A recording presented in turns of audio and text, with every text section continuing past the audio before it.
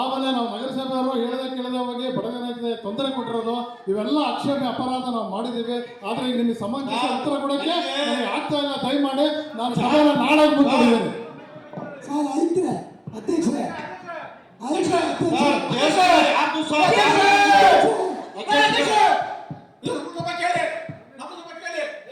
ನೋಡಿ last meeting ಅಲ್ಲಿ 60 ಕಡೆ ಕನ್ನಡ ಬೋರ್ಡ್ ಹಾಕಿಂತ ಪಡ್ಕೊಂಡಿದ್ವಿ. ಅದ್ರ ಬಗ್ಗೆ ಏನ್ ಮಾಡಿದ್ರಿ? 60 ಮಗ ಕನ್ನಡ ಹಾಕ್ಬೇಕು ಅಂತ ಇದೆ. ಕ್ಯಾಬಿನೆಟ್ ಪಾಸ್ ಆಗಿದೆ. ಅದ್ರ ಬಗ್ಗೆ ಎಲ್ಲ ಆಗಿದೆ. ಬರೀ ಇಂಗ್ಲಿಷ್ ಬೋರ್ಡ್ ಅಲ್ಲ. ಈ ಹಾಸನಾಂಬೆ ತಾಯಿಯ ಏನು ಜಾತ್ರಾ ಮಹೋತ್ಸವನ ಏನಾಗಿದೆ ಅಂದ್ರೆ ಎಲ್ಲ ಸ್ವಂತ ಅಧ್ಯಕ್ಷರೇ, ಮಾನ್ಯ ಅಧ್ಯಕ್ಷರೇ, ಇನ್ಯಾರಿಗೆ ಕೇಳ್ತಾರೆ? ಅಧ್ಯಕ್ಷ ಕೇಳ್ತಾರೆ.